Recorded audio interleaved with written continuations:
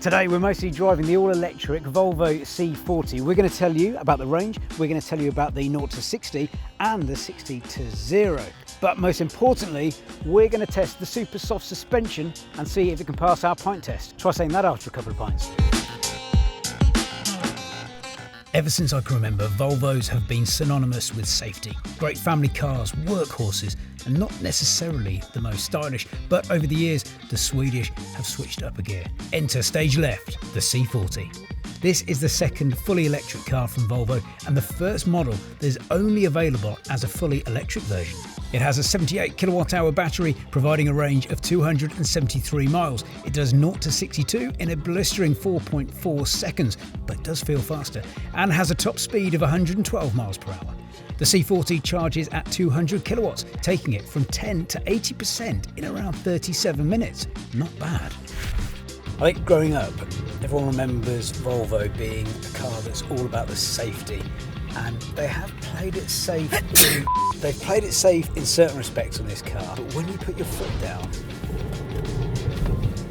it doesn't half shift. Woo! Don't expect it. You really don't expect when you put your foot down in this car for it to have that amount of pickup. Yeah! It's also worth noting that the brakes on this car are pretty impressive. We don't have anything to record the actual figures, but here's the 60 to 0 braking challenge.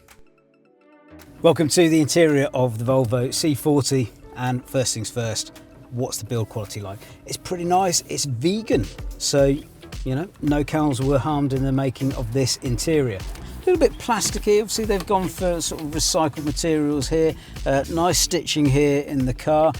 Not sure about this, it's almost like some sort of contours on a geography map, but this does look nicer at night. It lights up and becomes all ambient. Okay, apparently soft steering. How does it handle?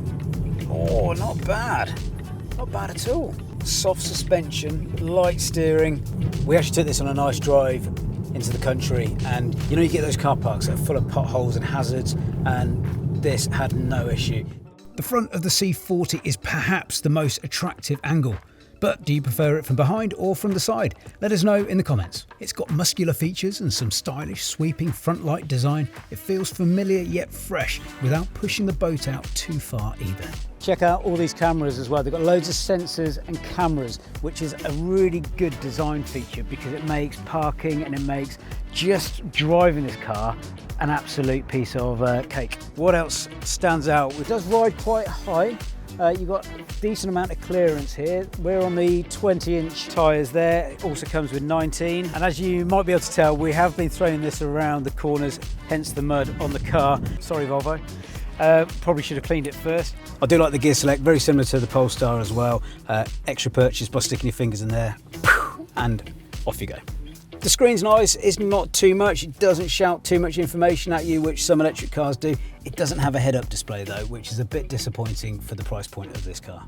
Oh yeah, lovely, great big panoramic sunroof, which makes it feel a bit more airy in the back, because I don't think it's as spacious as it looks from the outside. Electric auto tailgate, revealing this lovely boot. It closes at a decent pace as well. Recently we've had some cars and the boot takes ages. Does it kick open? Yeah, it does. Which also means if you're carrying stuff and you've got shopping and you can't press that, you just go, ugh, and nothing happens. Come on.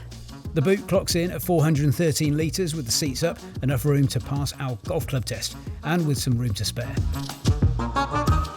With the seats down, the C40 boasts 1,205 litres of space. Plenty of room for all your skiing paraphernalia, especially due to the hatch in the back of the seat. One of the great things about electric cars is that they don't have a petrol engine, which means you've got more space for stuff. Has this got a frunk? Come on, baby. Yes! Not bad. Not massive, but not bad. So we decided it would be important to test whether a pilgrimage to Twickenham would be possible, as your passenger would almost certainly have a pint in hand. Now, while the guys at Select Car Leasing are generally up for anything, we didn't think a beer-infused upholstery would go down very well, so we switched for some high-quality H2O and hit the road. How you doing? You okay in the back there? So far. Oh! How will the suspension hold up? Who would win the battle of the balance between Louis and Lewis? And could they avoid any embarrassing wet patches?